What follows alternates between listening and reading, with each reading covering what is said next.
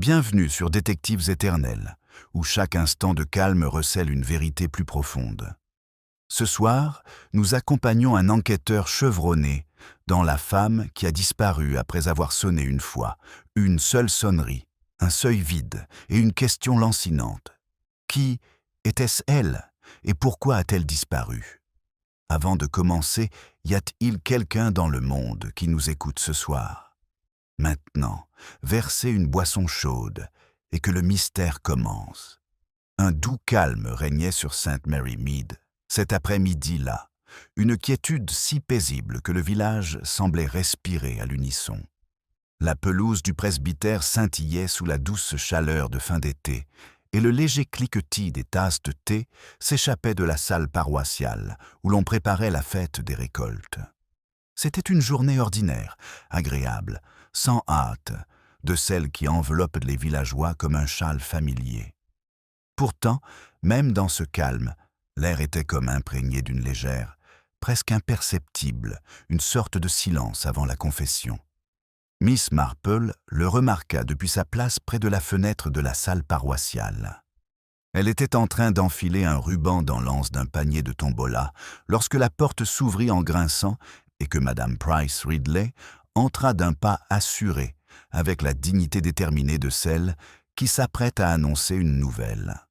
D'autres interrompirent leurs préparatifs, la femme du vicaire à la table des sandwichs, la jeune Emily Paul avec ses épingles à guirlandes, et même le vieux Monsieur Cramley qui somnolait dans un fauteuil d'angle. La présence de Madame Price Ridley annonçait toujours un changement d'atmosphère, mais aujourd'hui, l'air semble retenir son souffle un instant de plus. « Il y a eu un incident », annonça-t-elle en laissant tomber son sac à main sur la chaise la plus proche. « Du moins, je crois que c'en est un, et c'est assurément très inhabituel. » Un silence s'installa. Madame Price Ridley savourait ce moment. Elle baissa la voix, captivant l'attention de l'assemblée. Une femme est venue frapper à la porte du presbytère il y a moins d'une demi-heure. Elle a sonné une seule fois, fermement. Madame Weatherby est allée ouvrir, naturellement. Mais lorsqu'elle a enfin ouvert, la femme était partie. « Partie ?» répéta Émilie, les yeux écarquillés. Pendant que je m'éloigne, au fur et à mesure que le message disparaissait, corrigea Madame Price Ridley, avec une autorité tranquille qui décourageait toute contradiction. Les doigts de Miss Marple s'arrêtèrent un instant sur le ruban. Ce détail avait quelque chose d'étrange, la clochette qui sonnait une seule fois. D'ordinaire, les gens qui avaient besoin d'aide sonnaient 2 fois, voire 3. Une seule sonnerie signifiait certitude, intention, ou peut-être urgence. Difficile de le savoir sans plus de contexte, et St. Mary Mead se nourrissait de ce contexte. Madame Weatherby entra bientôt, attirée par le récit éloquent de Madame Price Ridley. Elle semblait troublée, lissant son tablier comme s'il recueillait les réponses. « Je crains de ne pas l'avoir vue partir », admit-elle. C'était vraiment étrange. J'ai ouvert la porte aussitôt, moi aussi. Il n'y avait personne sur le chemin, personne près du portail. Elle n'a pas pu aller bien loin. L'épouse du vicaire, Madame Clement, échangea un regard avec Miss Marple murmurant une curiosité partagée, une conscience commune que les petites bizarreries prenaient souvent de l'ampleur. « A-t-elle dit quelque chose ?» demanda-t-elle. « Un nom, tout simplement, » dit Madame Weatherby. « Du moins, je le suppose. »« Harcourt. » Elle ne l'a dit qu'une seule fois, d'un ton assez pressant. Le nom flottait dans la pièce comme un léger courant d'air. Harcourt n'était pas un nom de famille courant à St. Mary Mead. En fait, il n'y avait qu'un seul Harcourt notable, le major Léonard Harcourt, qui avait loué le cottage meublé de Kingfisher Lane 15 jours auparavant. Veuf aux ressources incertaines, il avait la réputation de préférer la solitude. Madame Price Ridley semblait triomphante. Je vous l'avais dit, cet homme est bizarre. Quiconque garde ses rideaux fermés jusqu'à midi est rarement au-dessus de tout soupçon. Miss Marple n'était pas tout à fait d'accord. même si elle se souvenait de plusieurs cas où des rideaux tirés avaient dissimulé des actes répréhensibles. Elle jugeait toutefois toute spéculation prématurée. Peut-être, murmura-t-elle doucement, la femme avait-elle besoin d'aide et avait-elle eu peur? Il y a bien des raisons pour lesquelles on peut sonner une fois et hésiter. Mais disparaître? Demanda Émilie, avant même d'avoir franchi le seuil. Madame Witherby hocha la tête. Il y avait quelque chose dans son regard. Je n'arrivais pas à mettre le doigt dessus. Elle était alarmée, mais s'efforçait de ne rien laisser paraître. Leurs paroles se propagèrent, s'enrichissant de sens et d'embellissements. Déjà, le léger trouble, le coup de cloche isolé, la femme disparue, le nom d'Harcourt s'était ancré dans la pensée villageoise. La tranquillité de St. Mary Mead n'avait pas été rompue à proprement parler, mais elle avait vacillé, comme la lumière du soleil qui s'estompe sous le passage de nuages invisibles. Le vicaire apparut sur le seuil, l'air à la fois curieux et légèrement inquiet. « J'ai entendu dire que nous avons reçu la visite d'une personne mystérieuse, » dit-il en joignant les mains. « Madame Wetherby, êtes-vous certaine qu'elle n'a rien dit d'autre? » « Bien sûr, mon vicaire. Juste Harcourt. » Et puis elle eut l'air bien, comme si elle allait pleurer. Miss Marple reprit l'enfilage du ruban, mais son esprit vagabondait vers d'anciennes affaires de comportement humain, des affaires discrètes où la peur s'exprimait subtilement, un regard baissé, un pas précipité, une clochette sonnant avec intention. Les gens les plus aimables, pensa-t-elle, pouvaient être poussés au désespoir lorsque la dignité les réduisait au silence. Dehors, un courant d'air agitait les guirlandes près de la fenêtre ouverte, les faisant frôler le rebord dans un léger bruissement. On aurait dit un murmure ou le faible signal d'un courant changeant. Émilie se pencha près de Miss Marple. « Croyez-vous que cela ait une importance, qu'une femme disparaisse ainsi ?» Ma chère, répondit doucement. Miss Marple, dans les villages comme le nôtre, la moindre bizarrerie a souvent une grande importance. Les guirlandes flottantes effleurèrent à nouveau le cadre de la fenêtre, plus rapidement cette fois, comme pour marquer l'instant. Et bien que personne ne le sût encore, le malaise silencieux qui avait envahi la salle paroissiale avec Madame Price Ridley n'était que le prélude à quelque chose de bien plus inquiétant. Une vaguelette qui allait bientôt réveiller des peurs plus profondes et des secrets plus sombres. Le doux bruissement des guirlandes s'apaisa, laissant place à un léger silence qui semblait peser délicatement sur l'assemblée. Miss Marple se leva de sa chaise, lissant le ruban qu'elle tenait à la main, tandis que la pièce reprenait ses activités, les conversations reprenant avec une attention nouvelle et plus vive. Madame Price Ridley, satisfaite du sérieux qu'elle avait instauré, reprit la disposition des tréteaux, tandis que Madame Wetherby s'attardait près de la porte, le regard perdu vers l'allée du presbytère, comme si elle s'attendait presque à voir réapparaître le mystérieux visiteur.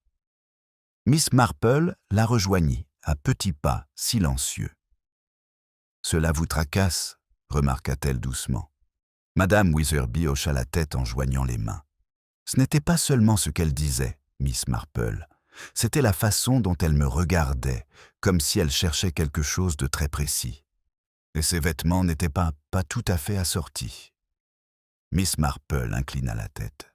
« Pas mal, j'espère. »« Oh non, c'est plutôt joli. Mais le style, la qualité, tout semblait emprunté. » Madame Wetherby rougit légèrement, consciente de l'effet que cela pouvait produire. « Excusez-moi, je ne sais pas bien l'expliquer. »« Au contraire, » murmura Miss Marple, « vous l'expliquez très bien. Les vêtements empruntés étaient souvent le fruit d'une fierté luttant contre les circonstances. Les apparences, surtout lorsqu'elles étaient soignées, pouvaient servir de déguisement ou de protection. C'était un détail qu'il valait mieux dissimuler. Dehors, le vicaire avait entamé une lente marche sur le chemin menant à Kingfisher Lane, manifestement dans l'intention de s'entretenir avec le major Harcourt. L'information lui était déjà parvenue grâce à l'efficace campagne de chuchotement de Madame Price Ridley. Plusieurs villageois se sont approchés de la porte pour observer discrètement. À Sainte Mary Mead, la curiosité s'alliait souvent à une politesse irréprochable. Miss Marple les suit. L'air était chaud, mais une tension sous-jacente palpable régnait.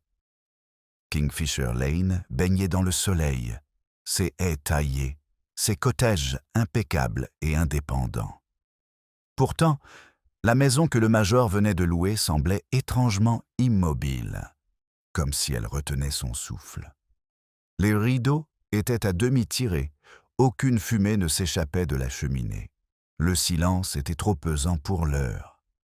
Emily Paul apparut aux côtés de Miss Marple, les joues roses d'excitation. « Croyez-vous qu'elle soit venue le prévenir ?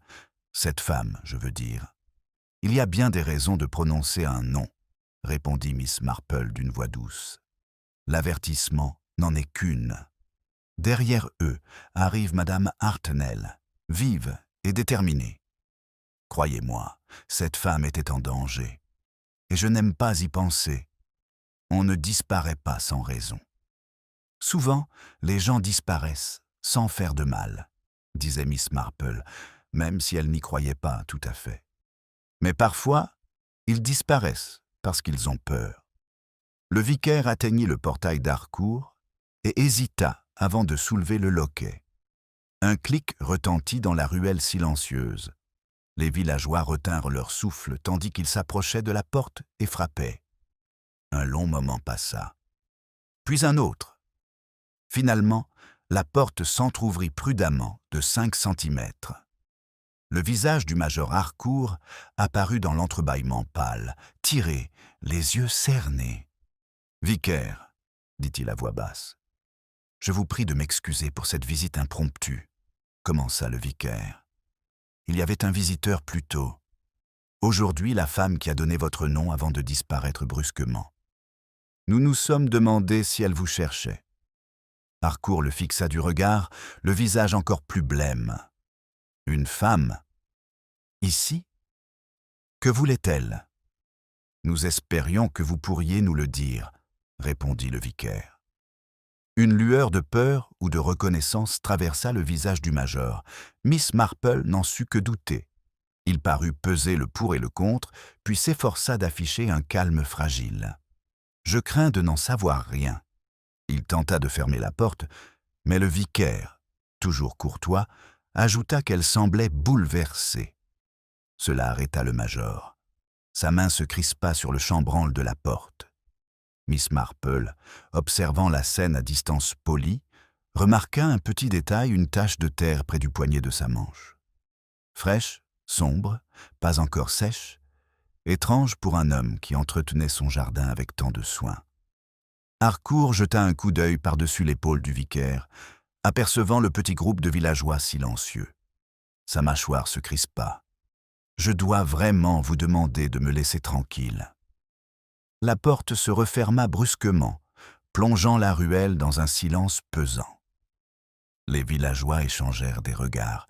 Des murmures commencèrent à s'élever, la suspicion s'éveillant comme une créature qui se réveille du sommeil. Miss Marple demeura immobile, le regard s'attardant sur la porte et la légère trace de terre qu'elle avait aperçue. Quelque chose dans ce détail éveilla en elle une vague idée de sens qu'elle ne pouvait encore nommer. Le silence pesant qui régnait dans la ruelle persistait longtemps après que la porte du major Harcourt se fût refermée, comme si les haies elles-mêmes absorbaient les murmures des villageois. Miss Marple demeura pensive, le regard encore un instant fixé sur la tache de terre qu'elle avait remarquée, avant de se tourner vers la salle paroissiale avec les autres. Les regards furtifs, les remarques à demi-mot, la politesse fragile de l'incertitude créent une tension palpable. Madame Hartnell marchait d'un pas vif à ses côtés. Vous avez vu son air, n'est-ce pas ? Comme un homme rongé par un terrible remords. Emily Paul acquiesça avec conviction. Et la saleté sur sa manche. Si ça, ce n'est pas suspect. alors je ne sais pas ce qu'il est. Miss Marple laissa échapper un murmure discret et indécis. Dans des villages comme le leur, la méfiance était facile à éprouver et difficile à dissiper.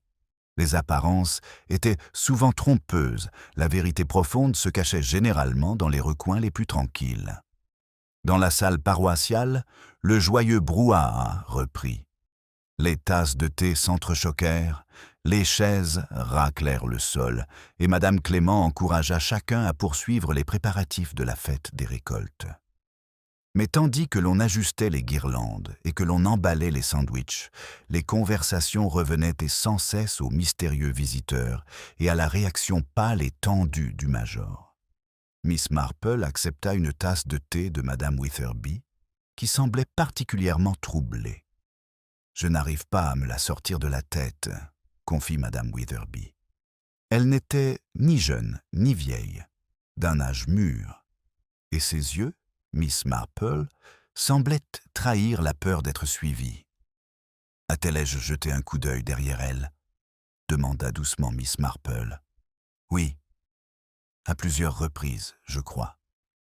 Mais je ne m'en suis rendu compte qu'après coup. » Les mains de Madame Witherby tremblaient légèrement.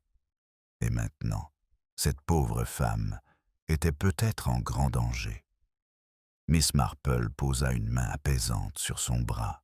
« Vous avez fait ce que n'importe qui aurait fait, et même dû faire. Parfois, on ne perçoit l'importance d'un moment qu'une fois qu'il est passé. » Madame Witherby expira bruyamment et reprit ses tâches, bien que son regard se soit souvent porté vers la porte. Pendant ce temps, Madame Price Ridley avait pris la tête du récit. « Il est clair qu'elle et le major se connaissent, » déclara-t-elle à haute voix, à qui voulait l'entendre. « Ce village a beau être petit, il n'est pas naïf. Une femme ne murmure pas le nom d'un homme sur le pas d'une porte sans raison. Croyez-moi, Harcourt est empêtré dans quelque chose qu'il préférerait que nous ignorions. Monsieur Crowley, se réveillant de sa sieste, dans un coin, marmonna absurde. Les gens chuchotent de tout et de rien. Elle a chuchoté mon nom une fois, et ça ne voulait absolument rien dire. Enfin, je suppose que c'était la femme du docteur. Madame Price Ridley l'ignore complètement. Quant à Harcourt, son air profondément affligé, cela ne change rien. Pas nécessairement, répondit Miss Marple d'un ton neutre. Un choc peut avoir de nombreuses causes. Toutes ne sont pas coupables. Mais l'esprit villageois, une fois lancé, avait tendance à se développer à une vitesse surprenante. L'histoire s'enrichissait alors d'embellissements, les vêtements de la femme devenaient de plus en plus mystérieux, son expression plus tragique, sa disparition plus dramatique. Miss Marple écoutait en silence, filtrant les ragots pour n'en retenir que les fragments utiles, les détails non teintés d'imagination. Tandis qu'elle disposait un plateau de scones, un petit détail symbolique attira son attention, la grande cloche en laiton de la salle paroissiale, posée sur la table en attendant d'être nettoyée pour l'office du dimanche. Un objet simple, et pourtant, ce jour-là, elle semblait résonner encore de la perturbation précédente.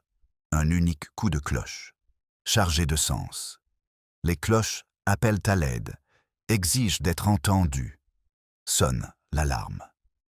Mais elles peuvent aussi masquer des vérités. L'alarme sonne trop tard, ou trop tôt, ou pour des raisons tout autres que celles qu'elle paraissait. Le vicaire finit par revenir, l'air pensif. Le major semblait profondément troublé, dit-il à Madame Clément. Mais il insista sur le fait qu'il ne connaissait rien de cette femme. Madame Clément soupira. On se demande si c'est la vérité, ou simplement la version qu'il peut se résoudre à admettre. Miss Marple s'approcha sans l'interrompre. Le vicaire baissa la voix. Il y avait quelque chose d'étrange chez lui, Jane, comme s'il craignait son retour. Les peurs. Ce mot attira l'attention de Miss Marple. La peur pouvait unir les gens de façon inattendue, par la culpabilité, le désespoir, ou par des secrets soigneusement entretenus comme un jardin clos. Elle posa le plateau, son esprit se tournant à nouveau vers la terre sur la manche du major. De la terre fraîche suggérait des travaux récents. Pourtant, son jardin ne portait aucune trace de perturbation récente. Émilie s'approcha d'elle avec hésitation. « Mademoiselle Marple, vous avez l'air de réfléchir. »« Seulement, » dit doucement Miss Marple, « la peur peut amener les gens à se comporter de manière très curieuse. » Son regard se porta sur la porte de la salle paroissiale, où la lumière du soleil s'étendait sur le seuil, éclatante et sereine, mais donnant pourtant l'impression d'un lieu où quelque chose d'invisible venait de se produire. La lumière du soleil, filtrant à travers le seuil de la salle paroissiale, s'étendait un peu plus loin à mesure que l'après-midi avançait. Mais la sensation d'une présence invisible persistait, aussi délicate qu'un souffle sur la nuque. Miss Marple s'avança vers la porte d'un pas calme et déterminé, sa main effleurant le bord de la cloche en laiton qui attendait d'être polie. Sa surface froide portait encore l'écho lointain du tumulte précédent et de l'appel resté sans réponse. Les apparences étaient parfois trompeuses, surtout lorsqu'un seul instant avait une portée insoupçonnée. Dehors, le chemin restait immobile, bien que les pas du vicaire qui s'éloignait aient ravivé la curiosité. Miss Marple s'arrêta juste derrière la porte, observant les chaumières, les ombres obliques et le léger bruissement des feuilles. St. Mary Mead avait retrouvé son rythme habituel, mais quelque chose dans l'atmosphère semblait troublé, comme si un fil avait été tiré et que le tissu de la tranquillité du village commençait à se défaire. Madame Clément la rejoint bientôt. « Jane, » murmura-t-elle. « Léonard Harcourt cache quelque chose. Je le sentais très clairement. Cet homme a la conscience tourmentée. »« C'est possible, » concéda Miss Marple. « Mais un fardeau n'est pas toujours synonyme de culpabilité. Parfois, c'est la peur. Et la peur d'expérience peut être très trompeuse. » Elle jeta un coup d'œil vers Kingfisher Lane. Pourtant, la terre sur sa manche est troublante. Elle laisse présager une histoire encore inachevée. Madame Clément y réfléchit en fronçant les sourcils, l'air pensif. « Vous avez vu ça ?»« Je n'ai rien vu du tout. » Miss Marple esquissa un doux sourire. On s'habitue à remarquer les petites irrégularités. Elles parlent souvent plus fort que les gens. Madame Hartnell les rejoignit alors, avec l'air d'une femme prompte à se forger une opinion. Croyez-moi, Miss Marple, Harcourt attendait cette femme. Sinon, pourquoi paraître si bouleversée? Et pourquoi avoir refermé la porte si brusquement? Aucun gentleman n'agissait ainsi sans raison. Miss Marple inclina poliment la tête. Il existe de nombreuses raisons, Madame Hartnell. Elles ne sont pas toutes malfaisantes. C'est possible, concéda Madame Hartnell, mais je fais davantage confiance à votre intuition qu'à la plupart des gens. Si vous remarquez quelque chose d'anormal, je considère cela comme un guide fiable. Miss Marple ne protesta pas. Au lieu de cela, elle jeta un dernier coup d'œil au bout du chemin. Un léger mouvement, à peine perceptible, attira son attention près de la haie bordant le cottage d'Harcourt. Quelque chose de sombre, peut-être un morceau de tissu, flotta un instant avant de disparaître. Ce n'était peut-être rien, ce n'était peut-être rien du tout. Elle fait quelques pas en avant, mais le mouvement ne se reproduit pas. Seules les feuilles frémirent légèrement, comme si elles dissimulaient un secret. À ses côtés, Emily Paul murmura « Tu crois que quelqu'un nous observe ?» La question elle-même était révélatrice. Les villageois expriment rarement de telles craintes, à moins de pressentir quelque chose de réel qui se cachait sous la surface. Miss Marple parla doucement. Parfois, les gens regardent parce qu'ils ont peur. Parfois, parce qu'ils espèrent ne pas être vus. Émilie frissonna. Elle avait l'impression que le village avait changé de forme. Un léger déséquilibre, murmura Miss Marple. Mais tout cela se répare de lui-même dès que la vérité commence à éclater.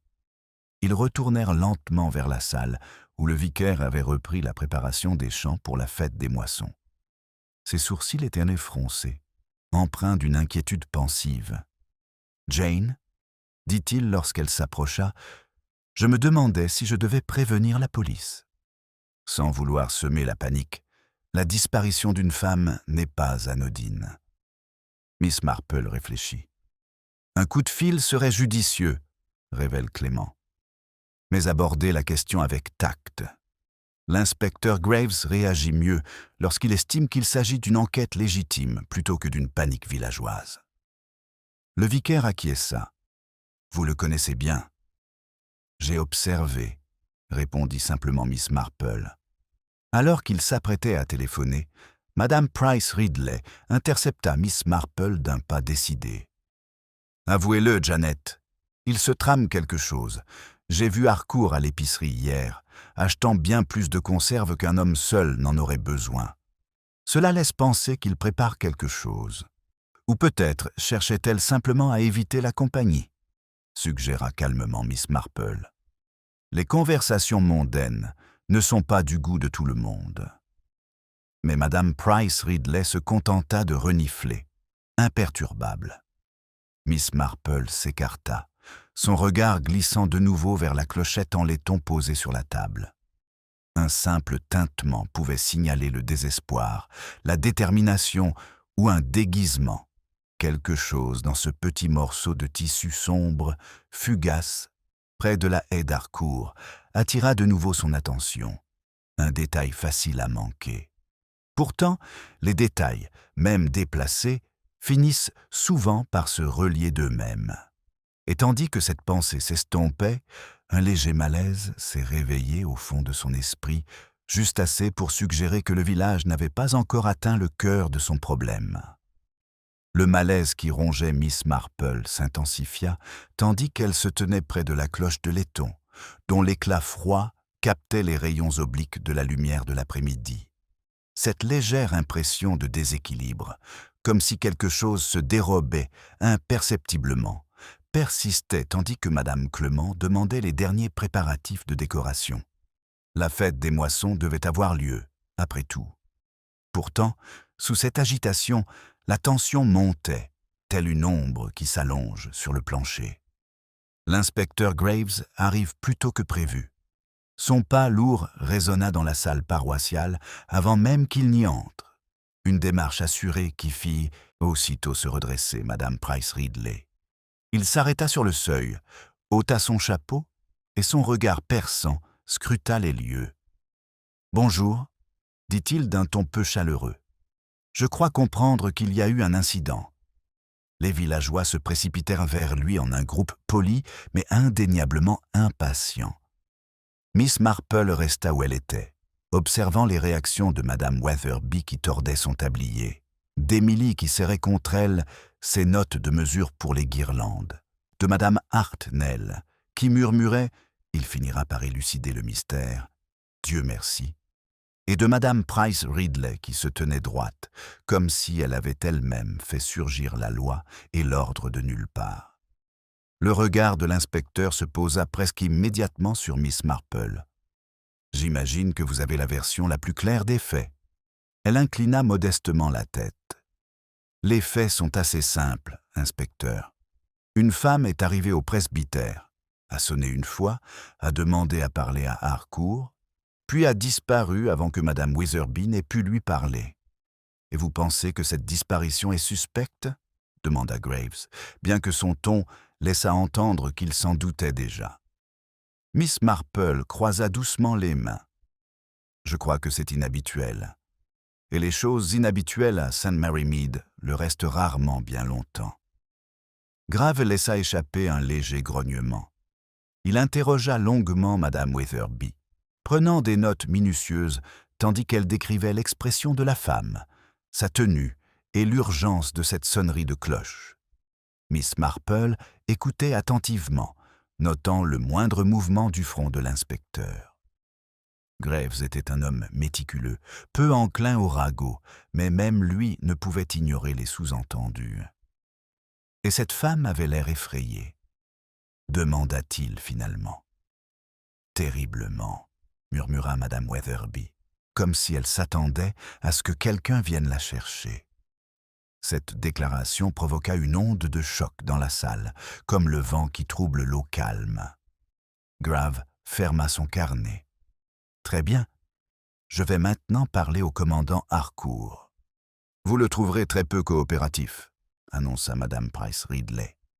Il claqua presque la porte au nez du vicaire. Graves se tourna vers Miss Marple au lieu de répondre à la remarque. « Et vous, Miss Marple, avez-vous des impressions intéressantes à partager ?» Elle esquissa un petit sourire pensif. Seulement, le major semblait troublé, profondément troublé.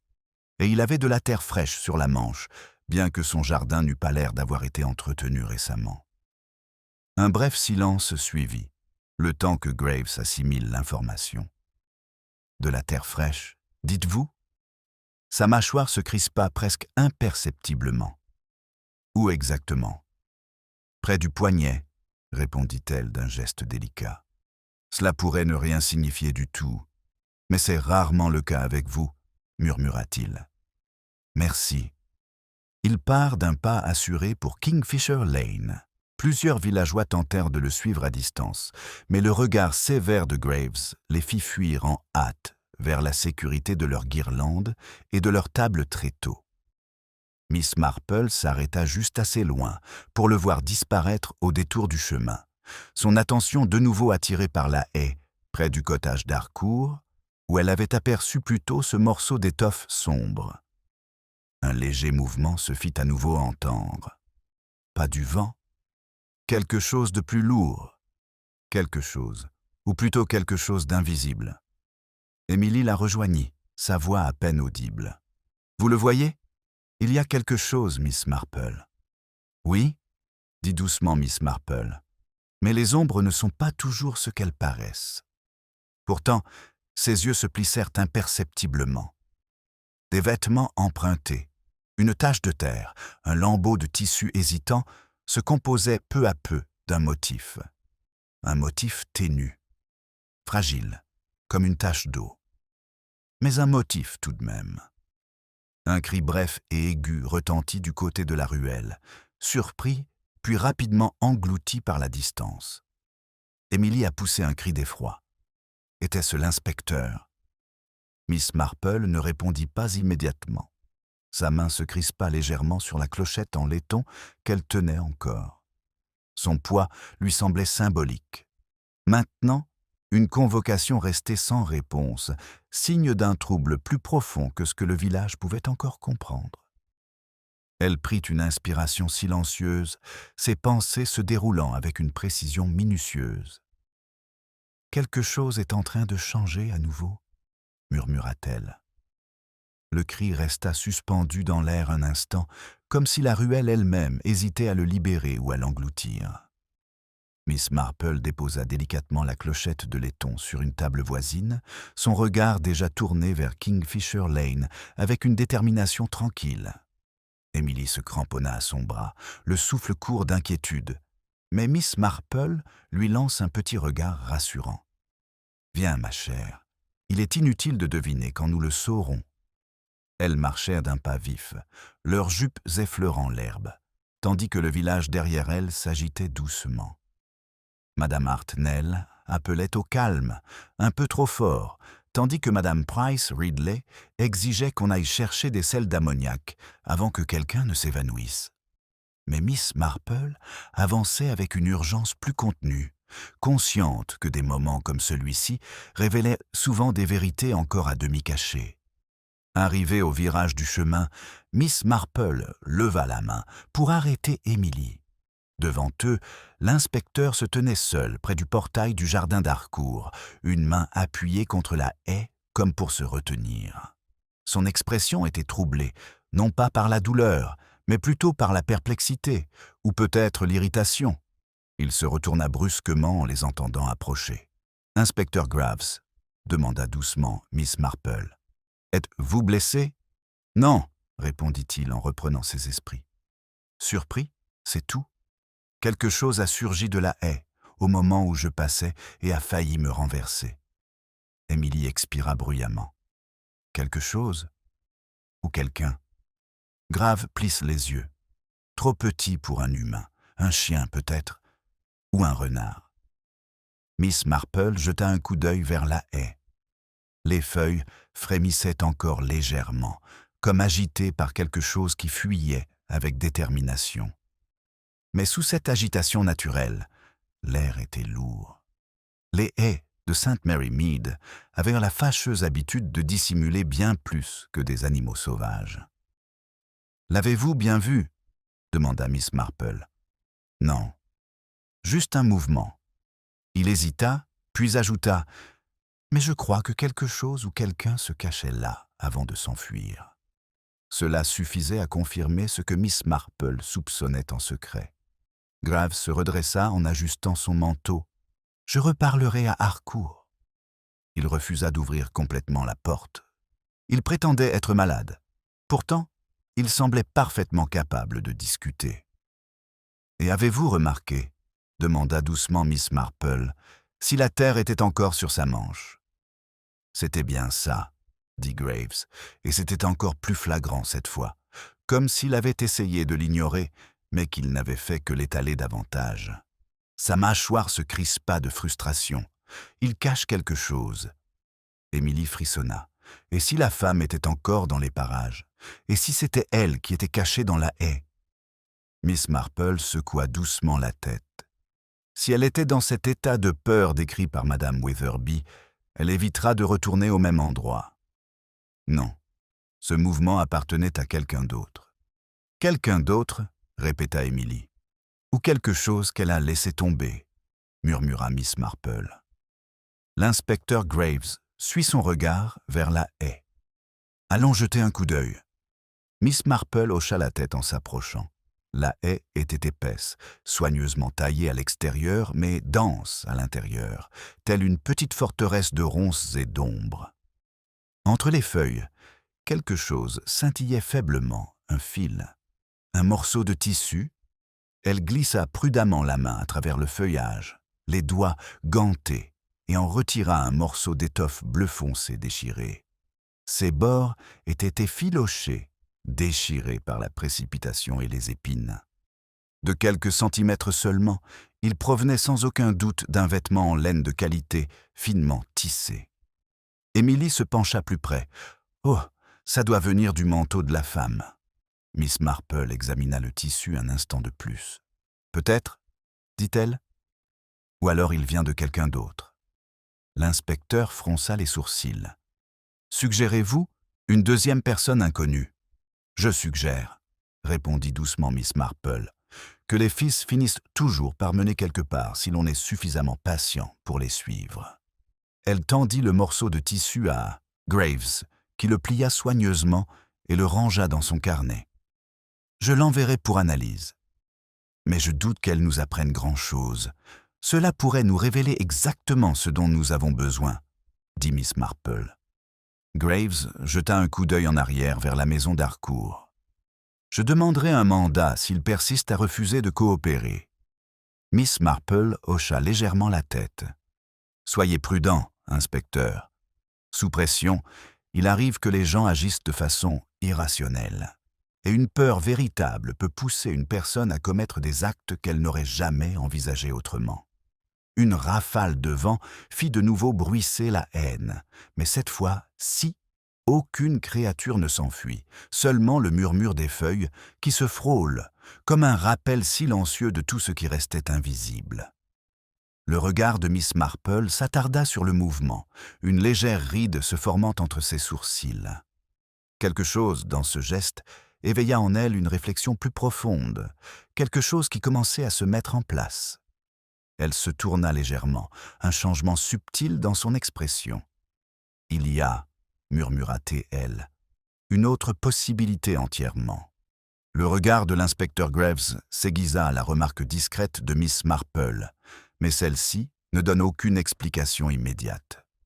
Au lieu de cela, elle garda les yeux fixés sur la haie, observant le léger balancement des feuilles, comme s'il laissait deviner quelque chose à peine perceptible. Le mouvement imperceptible s'estompa, laissant place à un silence empreint d'attente. Quelle possibilité! Grave insista. Miss Marple répondit doucement. Une affaire qui exige plus d'écoute que d'observation. Elle se tourna vers le chemin qui menait au village. Si nous voulons découvrir la vérité, inspecteur, il serait judicieux de demander non seulement qui était cette femme, mais aussi qui savait qu'elle venait. Émilie cligna des yeux. Mais comment pouvait-elle savoir? Miss Marple laissa échapper un petit grognement pensif. Sonner une seule fois, fermement, est le geste de quelqu'un qui croit qu'on l'entendra immédiatement. Ce qui suggère une familiarité avec la maison ou ses occupants, ou la crainte d'un retard. Elle marque une pause. Et si quelqu'un craignait qu'elle n'arrive pas au presbytère en toute sécurité, cette personne pourrait fort bien se trouver tout près. Greff fronça les sourcils, assimilant l'idée. Vous pensez qu'elle était suivie? Ou précédemment, dit doucement Miss Marple.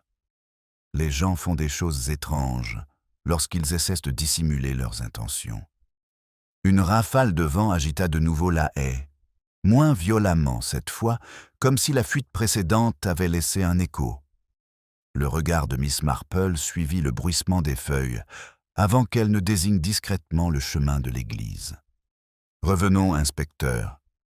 Le village sera agité, et les commérages révèlent souvent la vérité plus vite que l'interrogatoire.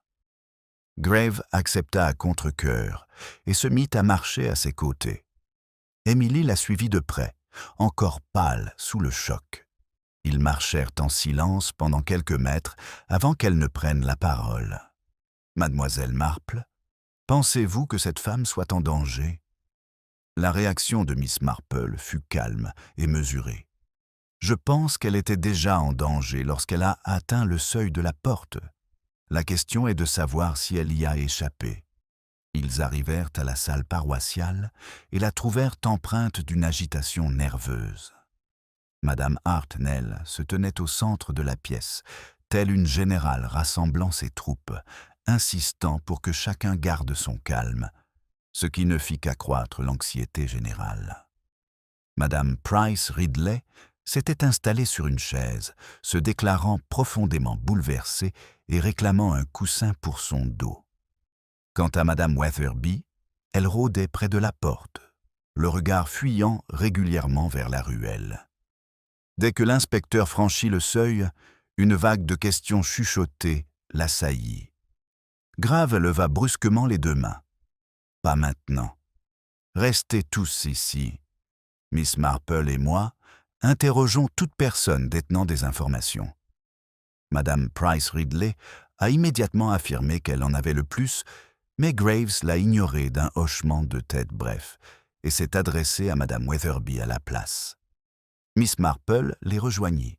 « Ma chère, vous êtes troublée depuis le début. » Elle garda un ton doux et accueillant. « Y a-t-il autre chose concernant cette femme, quelque chose que vous auriez vu ou entendu qui ne vous ait pas paru important sur le moment ?»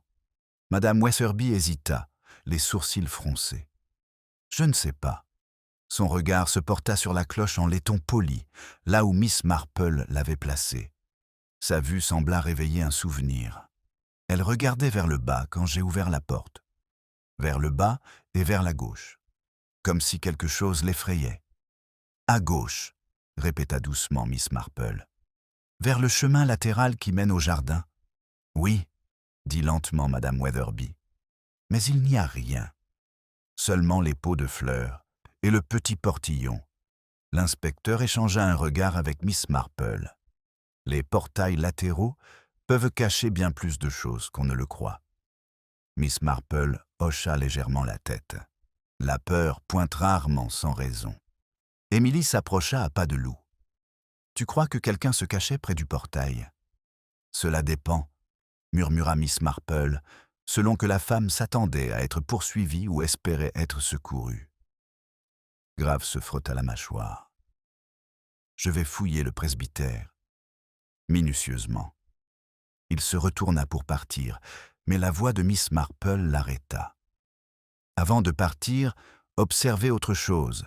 Madame Weatherby a mentionné plus tôt que les vêtements de la femme semblaient empruntés. Si c'est le cas, quelqu'un l'a aidée ou elle se cachait de quelqu'un qui connaissait son apparence. Et cela crée un autre groupe de suspects, murmura Graves.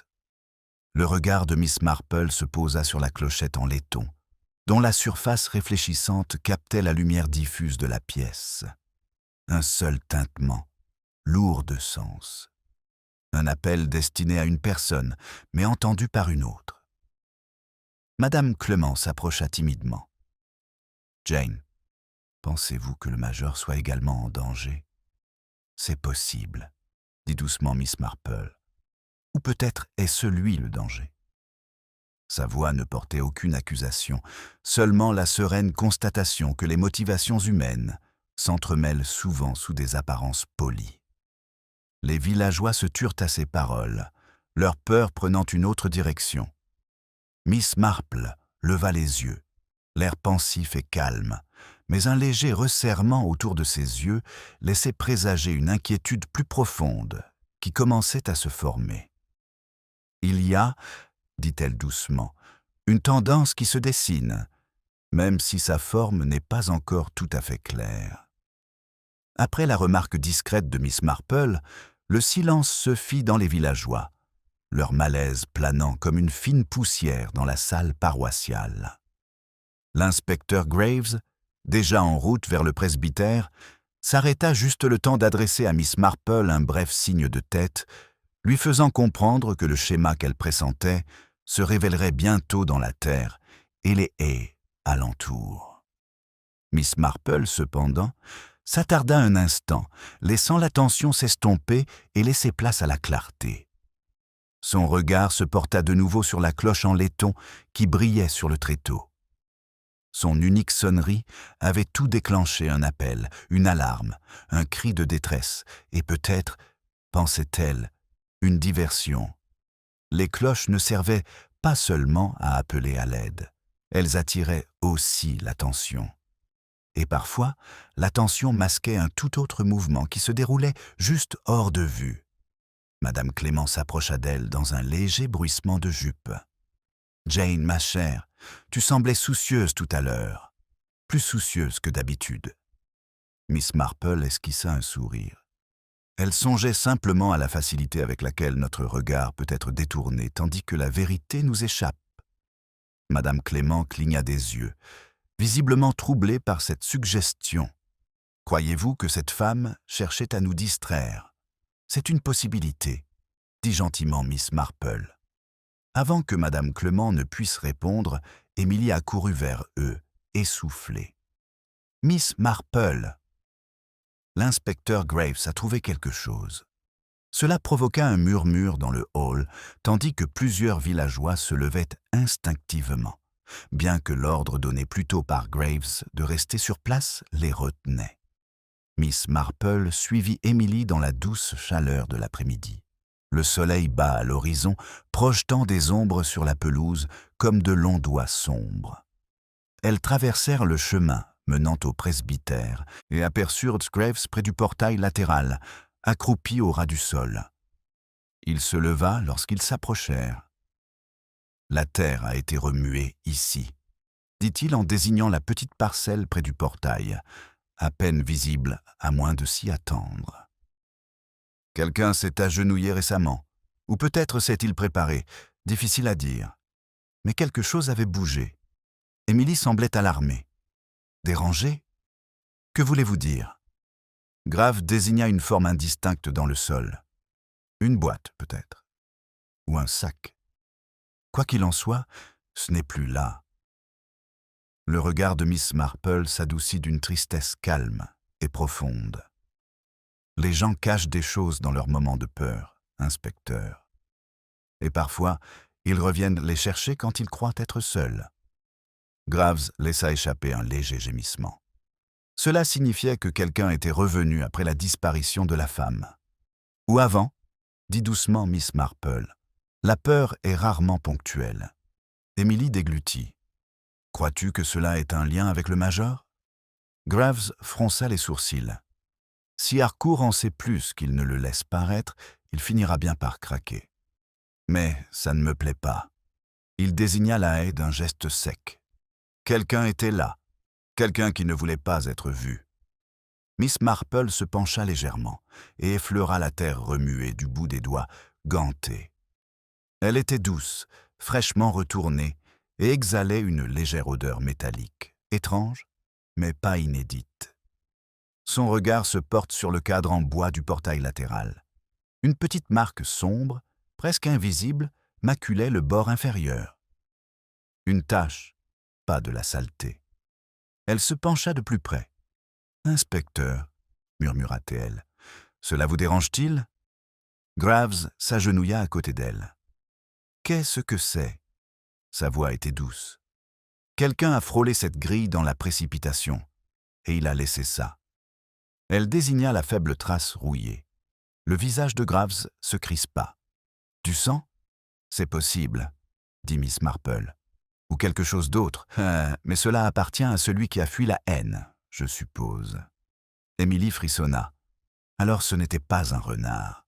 « Non, » répondit doucement Miss Marple. « Je soupçonne qu'il s'agissait de quelqu'un de très effrayé, ou de très désespéré. » Graves scruta à nouveau les environs, sa frustration grandissant. La situation dégénère. Il faut identifier cette femme, et vite. Le regard de Miss Marple se porta sur Kingfisher Lane, son expression pensive. « Inspecteur, lorsque vous avez interrogé le major Harcourt, lui a-t-il demandé si la femme avait laissé quelque chose derrière elle ?» Graves clignèrent des yeux. « Non. Il ne demanda rien. »« C'est intéressant, » murmura Miss Marple.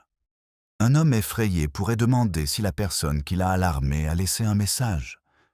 Un homme qui cache quelque chose pourrait demander si elle a laissé des preuves. » Et Harcourt n'a posé aucune question à l'un ni à l'autre, dit lentement. « Grave. Ce qui laisse supposer, » répondit Miss Marple, « un homme dont la principale préoccupation n'est pas ce qu'elle a apporté, mais ce qu'elle aurait pu emporter. » Un court silence suivit, lourd comme le crépuscule qui s'abat sur la ruelle. La voix d'Émilie s'éleva timidement. Miss Marple, que pouvait-elle bien supporter? Miss Marple leva les yeux, sereine mais teintée d'une douce appréhension. « Quelque chose, » dit-elle, « que quelqu'un cherche déjà désespérément à récupérer. » La remarque discrète de Miss Marple s'abattit sur le petit groupe avec la gravité d'un rideau qui se baisse avant un changement de décor. Émilie regarda tour à tour Miss Marple et l'inspecteur Graves, l'incertitude se lisant sur son visage, tandis que la mâchoire de Graves se crispa sous l'effet d'une détermination renouvelée. Il se redressa, scrutant le domaine du presbytère comme si l'objet disparu pouvait se révéler à lui-même s'il le fixait avec suffisamment d'intensité. « Quelque chose a été pris, » murmura-t-il. « Mais que pouvait-elle bien vouloir ?» Miss Marple ne répondit pas immédiatement. Au lieu de cela, elle suivit du regard la haie, s'attardant sur le portail latéral, la terre remuée, les légères traces de rouille ou de sang dans le grain du bois. Les apparences étaient trompeuses, mais elles indiquaient aussi des choses, pour peu qu'on sache où regarder. « Il serait utile, » dit-elle doucement, « de savoir ce à quoi le major tient le plus. » Graves laissa échapper un petit rire moqueur. « De l'intimité, d'après ce que j'ai vu, et de la solitude. »« Oui, » murmura Miss Marple, « mais la solitude peut dissimuler bien des choses. Le chagrin, la culpabilité, ou un secret que l'on serait prêt à tout pour protéger. » Émilie s'approcha presque en chuchotant. « Croyez-vous que cette femme ait volé quelque chose au major ?»« C'est une possibilité, » répondit doucement Miss Marple, « mais pas la seule. » Ils retournèrent à la salle paroissiale, où la tension était palpable. Madame Price Ridley s'avança aussitôt, avide de nouvelles. « Inspecteur, qu'avez-vous trouvé? Avez-vous arrêté le coupable?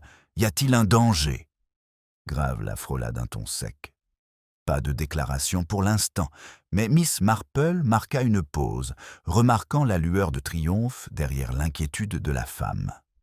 Madame Price Ridley appréciait les problèmes lorsqu'ils la mettaient au centre de l'attention.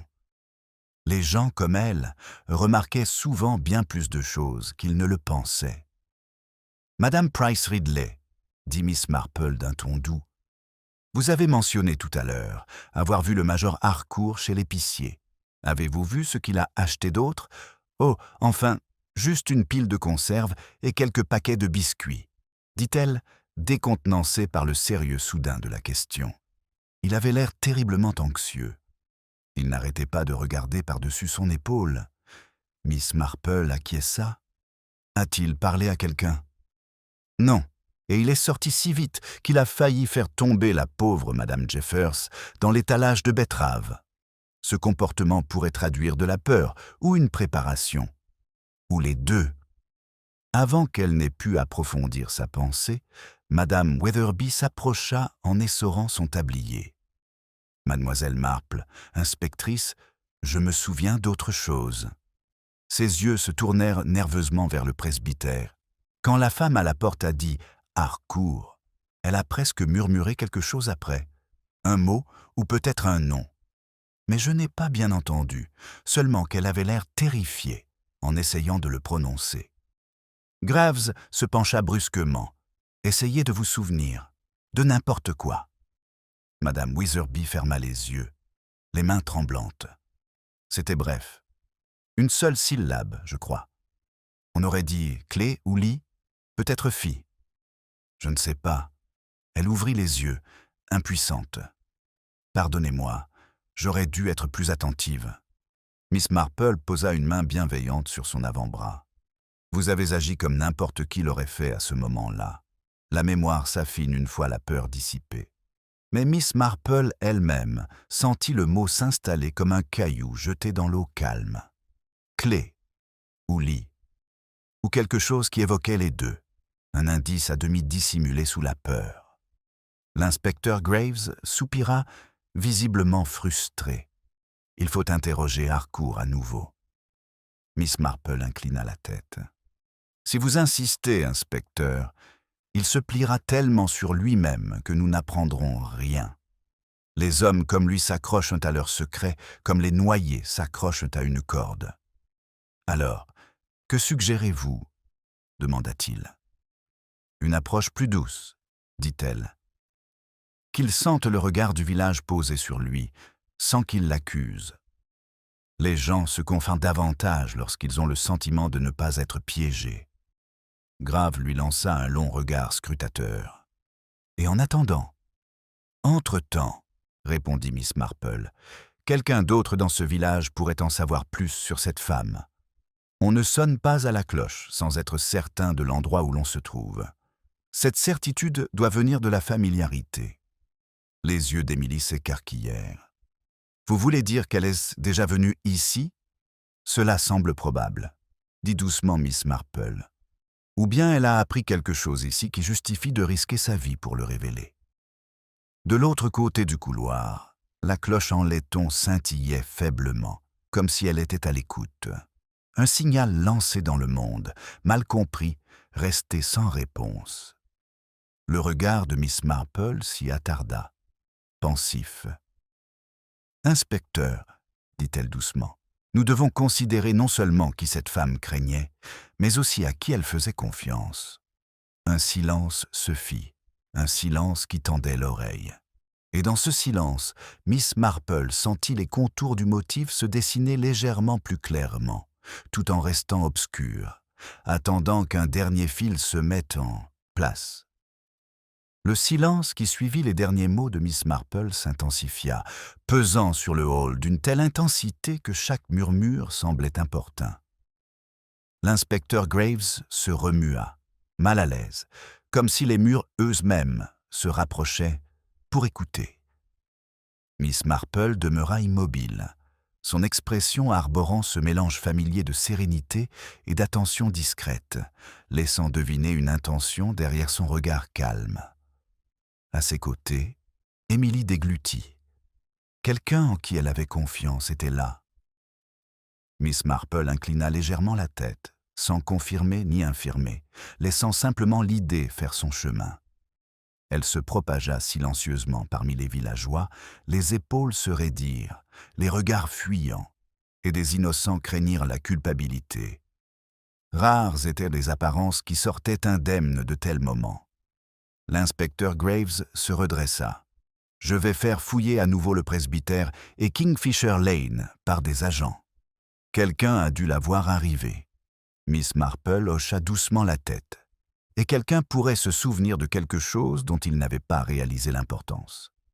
Grave partit aussitôt, mais Miss Marple resta où elle était, son regard se posant une fois de plus sur la clochette en laiton qui brillait sur la table. Symbolique, silencieuse et pourtant résonnante à sa manière. Une convocation mal interprétée, un appel détourné, une vérité à demi dissimulée. Madame Clémence s'approcha avec hésitation. « Jane, pensez-vous que cette femme aurait pu connaître le vicaire? Ou sa femme ?» Miss Marple émit un petit son pensif. « Peut-être. La confiance s'attache souvent à ceux qui écoutent avec bienveillance. Mais la confiance peut aussi être mal placée. » Émilie s'approcha en baissant la voix.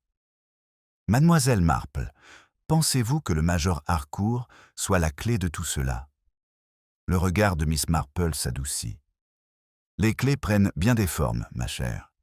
Certaines ouvrent des portes, d'autres les ferment, et d'autres encore ne sont que des leurres. » Avant qu'Émilie n'ait pu poser d'autres questions, Madame Witherby accourut, le souffle court. « Miss Marple, l'inspecteur Graves m'a demandé de vérifier le registre du presbytère. Vous savez, le registre des visiteurs, et quelque chose d'étrange y est apparu. » Miss Marple écoutait attentivement. « Il n'y a absolument aucune entrée pour cette femme, » a déclaré Madame Witherby. « Mais 2 jours à Goa, un autre nom est apparu. Quelqu'un est venu demander le major. Un homme, décrit seulement comme grand, anxieux, très poli. Il n'a laissé aucun message. » Miss Marple haussa les sourcils. « Et le vicaire ou sa femme lui avait-il parlé? » « Non. Il n'a jamais précisé le but de sa démarche. Il a seulement demandé si le major Harcourt assistait aux offices ici. Puis il est parti rapidement. » Les yeux d'Émilie s'écarquillèrent. Un autre visiteur, et en plus, il était lié au major. Miss Marple croisa les mains. Les liens ont la fâcheuse tendance à former des chaînes. Et les chaînes, lorsqu'elles se resserrent, entravent les mouvements. La voix de Madame Witherby tremblait.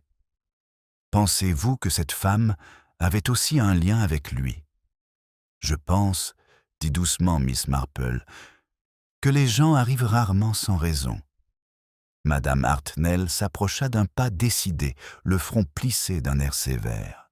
« À mon avis, le major est mêlé à quelque chose de louche depuis le début. Quiconque ferme ses rideaux à midi et évite la fête des moissons cache forcément quelque chose. » Miss Marple esquissa un sourire. Ou peut-être était-elle simplement timide. Madame Hartnell renifla. La timidité ne laisse pas de traces de terre fraîche sur les manches. « Non, » murmura Miss Marple, « mais le chagrin parfois. » Cela provoqua des regards surpris. Miss Marple poursuivit doucement. Un veuf aux ressources incertaines, un changement soudain de domicile, une solitude farouchement cultivée. Ces éléments peuvent suggérer la culpabilité. Ils peuvent aussi suggérer le chagrin. Les apparences sont rarement simples. Émilie hésita. Mais si cette femme faisait confiance à quelqu'un ici, cela ne pouvait-il pas être lui? Miss Marple ne répondit pas directement. Son regard se porta plutôt sur la porte tandis que des pas approchaient. Des pas qu'elle reconnut avant même que l'inspecteur Graves ne rentre dans le hall. Il paraissait plus perturbé qu'auparavant. « Mademoiselle Marple, écoutez-moi tous. » Les villageois se rassemblèrent aussitôt, retenant leur souffle. « Nous avons trouvé des traces près du chemin latéral, » a-t-il dit. « 2 séries. L'une correspond à une chaussure de femme, une petite semelle étroite.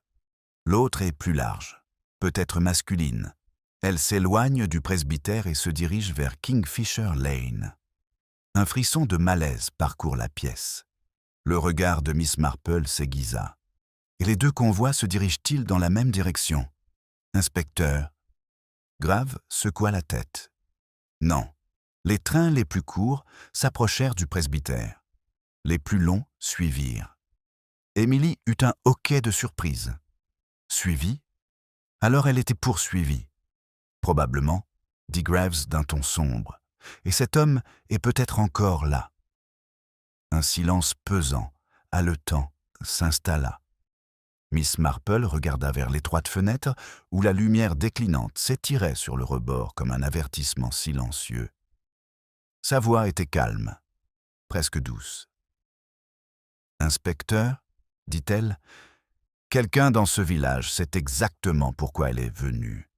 Et nous devons la trouver avant qu'elle ne réalise ce qu'elle a déjà perdu. » Son regard s'attarda un instant de plus, comme si elle entendait quelque chose de lointain, quelque chose qui s'approchait. Le mince rayon de soleil qui filtrait à travers la fenêtre se teintait d'ambre, projetant une lueur ténue et inquiétante sur la salle paroissiale. Miss Marple captivait l'attention de l'assemblée sans élever la voix, sa présence calme étant plus imposante que n'importe quelle alarme. L'inspecteur Graves s'avança vers la porte, prêt à mobiliser ses agents, mais le léger mouvement de main de Miss Marple le retint. « Inspecteur, » murmura-t-elle, avant de poursuivre, « il serait sage de considérer que la peur peut pousser une personne à se cacher, mais que le désespoir la fait sortir de sa cachette. » Graves fronça les sourcils. Que signifiait-il ? Celui qui a suivi la femme jusqu'au presbytère a peut-être fait demi-tour après avoir cru que son message n'était pas arrivé, dit Miss Marple. Et s'il est encore là, il ne doit pas être loin. Emily prit une inspiration brusque. Tu veux dire qu'il nous observe? Pas nous, peut-être, répondit doucement Miss Marple, mais certainement le major. Un frisson d'inquiétude parcourut les villageois. Madame Price Ridley serra son sac à main contre sa poitrine. Madame Hartnell murmura qu'elle allait chercher la canne de son défunt mari pour se protéger, bien que personne ne crût qu'elle eût jamais servi à quoi que ce soit. Pourtant, l'atmosphère était chargée d'une tension palpable, comme si le village tout entier se préparait à un bouleversement. L'inspecteur Graves se redressa. « Très bien, je retournerai voir Harcourt. » L'expression de Miss Marple demeurait pensive. « Puis-je vous accompagner jusqu'au bout du chemin?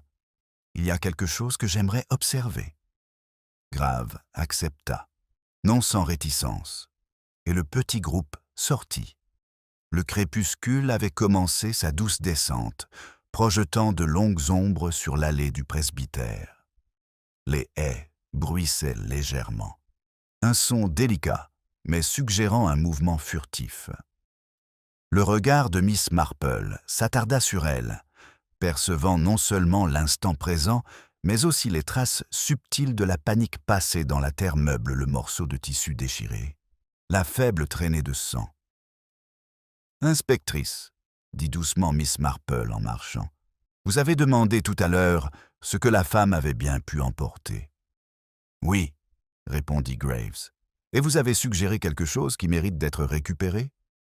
En effet, sa voix était douce. Mais tous les objets dignes d'être récupérés n'ont pas de valeur au sens habituel du terme. Certains ne représentent un danger personnel significatif que par ce qu'ils révèlent. Grave fronça les sourcils. « Vous parlez par énigme, Miss Marple. »« Une énigme, dit-elle, n'est rien d'autre qu'une vérité déguisée. » Emily frissonna. « Crois-tu qu'elle lui ait volé des preuves?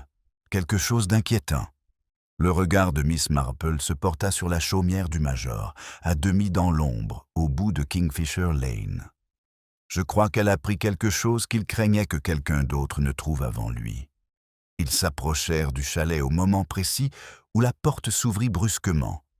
Le major Harcourt se tenait sur le seuil, pâle, le souffle court, les yeux écarquillés, mêlant inquiétude et résignation. Ses mains tremblaient légèrement le long de son corps. « Inspecteur Miss Marple, je vous en prie, » balbutia-t-il. « Vous devez entrer immédiatement. » Grave se raidit. Que s'est-il passé? Harcourt déglutit difficilement. « Quelqu'un est entré chez moi. » Les mots flottaient dans l'air comme une pierre tombée du ciel. Miss Marple s'avança doucement. Êtes-vous certain, Major? Oui. Sa voix s'est brisée. Un tiroir a été forcé. Des papiers ont bougé. Et il manque quelque chose. Grave haussa les sourcils. Que manque-t-il exactement?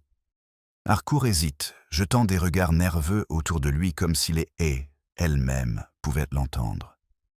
Une lettre, murmura-t-il enfin. Une lettre qui n'aurait jamais dû quitter ma possession. Le regard de Miss Marple s'adoucit.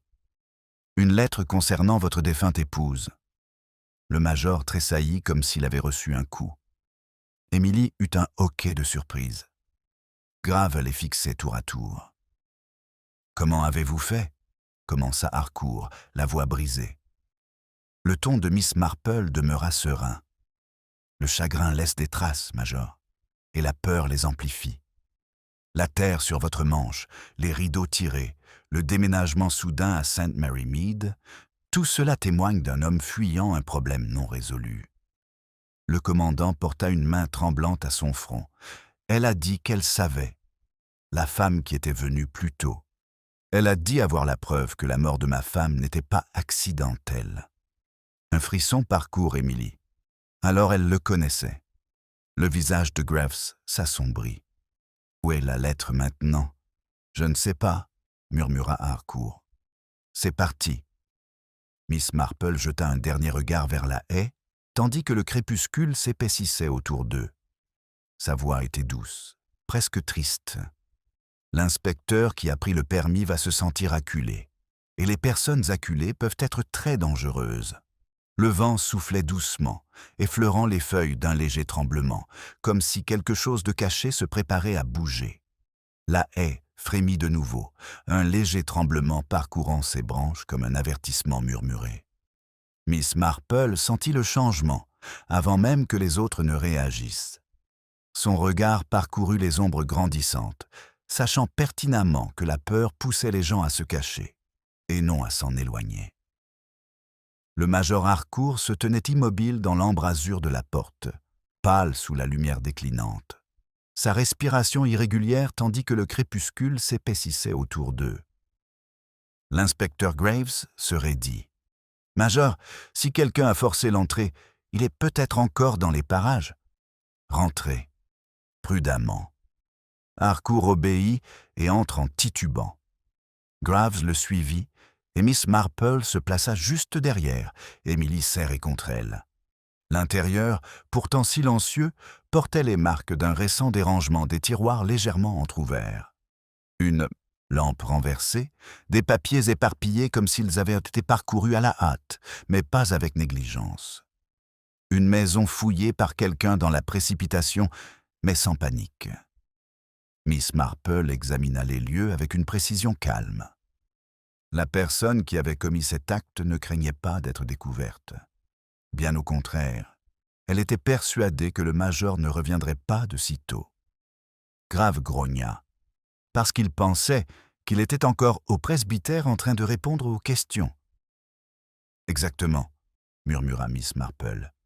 Elle effleura une pile de documents éparpillés et les aligna délicatement. Ce n'était pas un acte de désespoir, c'était délibéré, et les actes délibérés sont rarement le fait d'inconnus.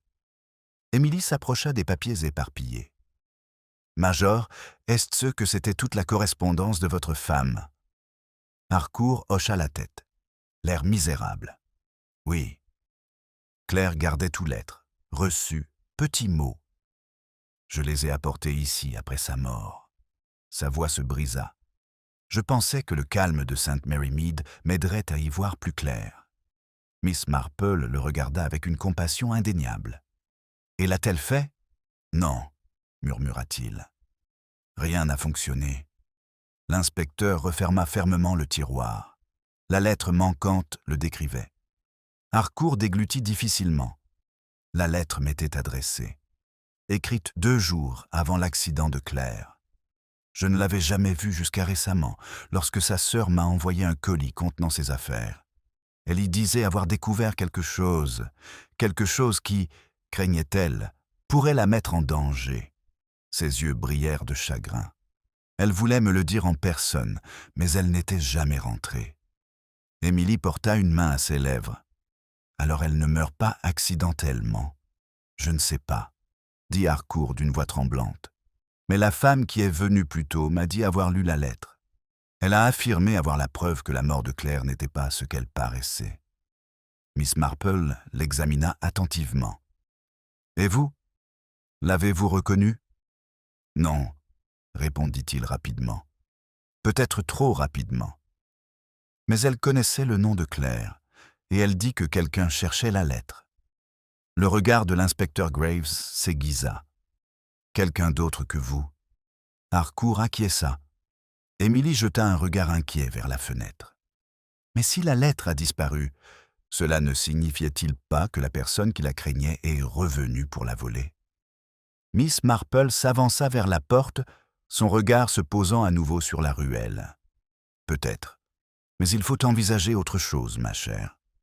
La femme a peut-être pris le paquet elle-même, sachant ce qu'il contenait, et a ensuite été interceptée. Grave serait dit. Interceptée? Oui, les traces laissent penser à une poursuite. Le tissu déchiré près de la haie suggère une lutte, et le sang sur le portail indique que quelqu'un s'est blessé dans la précipitation. La voix d'Harcourt s'est brisée. Mais où est-elle maintenant? Miss Marple ne répondit pas immédiatement. Son regard parcourut lentement la ruelle qui s'assombrissait. Si elle avait peur, dit-elle finalement, elle ne serait pas allée bien loin. La peur nous pousse vers la sécurité, elle ne nous en éloigne pas. Graves expirant bruyamment. Nous fouillerons les maisons, les hangars, les champs. Non, murmura doucement Miss Marple. Cela ne fera que l'enfoncer davantage dans la peur, celui qui se cache.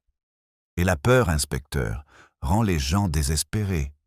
Nous devons au contraire les amener à se dévoiler. Harcourt la fixa du regard. Mais comment? Miss Marple se tourna vers lui avec une certitude sereine. Nous leur donnons ce qu'ils croient déjà avoir perdu. Harcourt cligna des yeux, perplexe. Mais la lettre a disparu. Oui, dit doucement Miss Marple. Mais son existence, elle, ne l'est pas. Les yeux de Graves s'écarquillèrent. Vous pensez que le voleur croit que quelqu'un d'autre l'a déjà lu? Exactement. Elle s'approcha du bureau et effleura le bord d'un cadre renversé. Si cette personne craint davantage d'être découverte que de posséder, alors le moindre indice laissant entendre que la vérité s'était déjà connue pourrait la pousser à agir.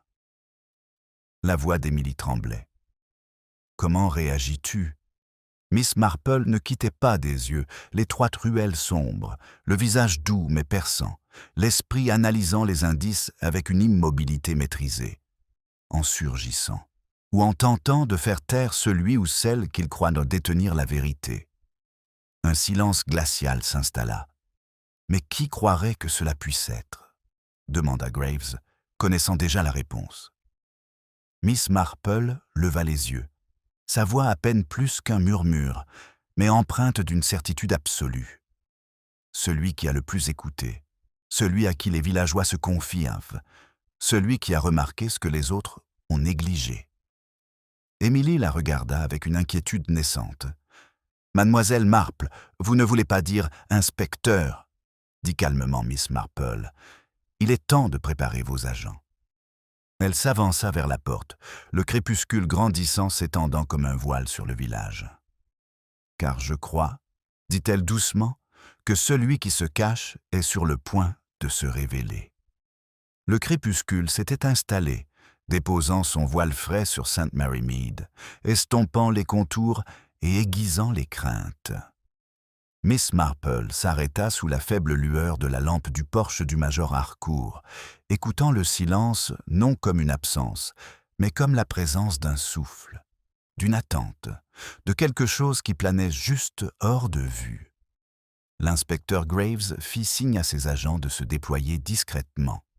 Émilie se tenait près d'elle, anxieuse mais confiante, comme si la proximité de Miss Marple pouvait apaiser le tremblement qui animait l'air du soir. « Inspecteur, dit doucement Miss Marple, ne poursuivons pas des chimères. Nous devons donner à la personne que nous recherchons toutes les raisons de croire que la vérité est sur le point d'éclater. Grave fronça les sourcils. Et comment fait-on cela? Nous le faisons savoir, dit-elle d'une voix sereine. Le commandant Harcourt a parlé, et la lettre disparue n'est plus un secret. Emilia poussait un cri d'effroi, mais il ne l'a pas fait. Non, acquiesça doucement Miss Marple, mais il laissera croire cela. Le major, encore pâle et secoué, la fixa, l'air confus et alarmé. Mademoiselle Marple, si quelqu'un croit que je vous ai tout dit, ils n'auront d'autre choix que d'agir, conclut-elle doucement. Et une fois qu'ils auront agi, l'inspecteur Graves sera là. Un moment de silence s'écoula. Harcourt déglutit difficilement, puis hocha la tête. Graves s'adressa à un agent de police. Il fit discrètement savoir que Harcourt avait avoué le contenu de la lettre. L'homme s'éloigna précipitamment. Miss Marple s'éloigna légèrement du cottage, laissant les ombres grandissantes envelopper sa silhouette frêle. Son regard se porta sur les haies, sur le chemin du presbytère, sur le paisible corridor des jardins du village. L'air vibrait légèrement d'attente. Elle parla doucement, juste assez fort pour qu'Émilie l'entende. La peur pousse à fuir, mais la culpabilité pousse à s'attarder. Un bruissement, répondit Ernaud. Le vent cette fois. Du sentier étroit longeant la haie, une silhouette s'avança, non pas hardiment, ni tout à fait silencieusement, mais avec la prudence indubitable de quelqu'un qui, arrivé au bord du précipice, ne trouvait plus aucun refuge. Madame Weatherby entra dans la pénombre. Le monde sembla s'arrêter. Émilie eut le souffle coupé. L'inspecteur Graves se raidit. Le visage du major Harcourt est devenu livide. Madame Weatherby serrait son tablier, tremblant si visiblement que l'on aurait dit que la vérité elle-même la faisait trembler de la tête aux pieds. Miss Marple lui adressa un sourire doux, presque triste. « Ma chère, je me demandais quand vous viendriez. » Madame Weatherby éclata en sanglots. « Je n'ai jamais voulu que tout cela arrive.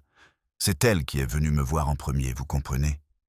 Il y a 2 jours, avant même de frapper à la porte du presbytère. » Grave s'avança vers elle à grands pas. « Expliquez-vous. » La pauvre femme se tordait les mains. Elle me demanda de l'aide. Elle dit avoir découvert quelque chose concernant l'épouse du major Harcourt. Elle était terrifiée. Elle cherchait un endroit sûr où se cacher, ne serait-ce que pour une nuit. Ses larmes redoublèrent. Je l'autorise à rester dans la remise derrière mon cottage, juste pour la nuit. Émilie murmura, stupéfaite. Puis elle t'a fait confiance. Madame Weatherby hocha la tête, tremblante. Elle dit qu'elle ne pouvait pas aller à la police avant d'avoir parlé au major en personne. Elle voulait l'avertir qu'un proche de sa femme la voulait morte. Ses sanglots s'intensifièrent, et elle ajouta que la preuve, la lettre, avait disparu.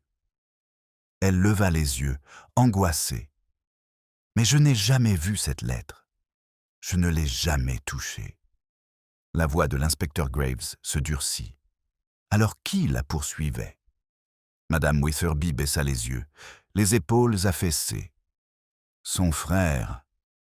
Un silence stupéfait s'installa. La voix de Miss Marple reste calme. Son frère est passé au presbytère il y a 2 jours pour prendre des nouvelles du major.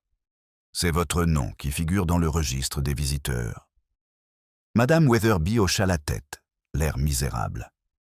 Il a trouvé mon abri de jardin. Il l'a trouvé. Ils se sont disputés. Elle a essayé de s'enfuir. J'ai essayé de l'empêcher de tomber. Je voulais seulement la retenir, mais un râle lui a échappé. Elle s'est cognée la tête contre la dalle. Elle est morte sur le coup. Je ne savais pas quoi faire. Émilie porta instinctivement ses mains à sa bouche.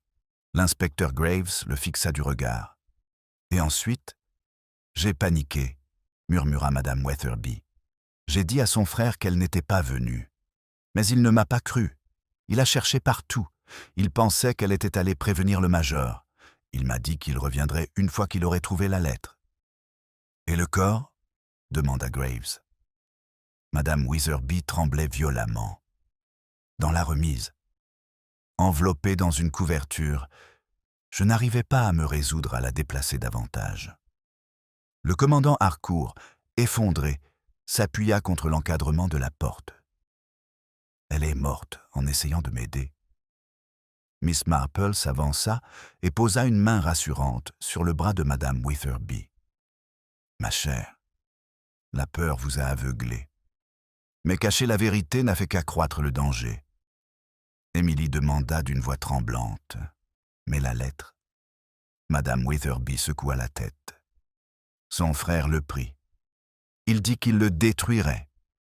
Il dit que rien de tout cela ne serait arrivé si elle ne s'était pas mêlée de ses affaires. La mâchoire de l'inspecteur Graves se crispa. « Nous le retrouverons. » Miss Marple baissa les yeux, le regard empreint d'une douce tristesse. « Oui, inspecteur, maintenant que sa sœur n'est pas revenue, il n'ira pas loin. » La nuit s'épaissit autour d'eux. Madame Weatherby pleure en silence.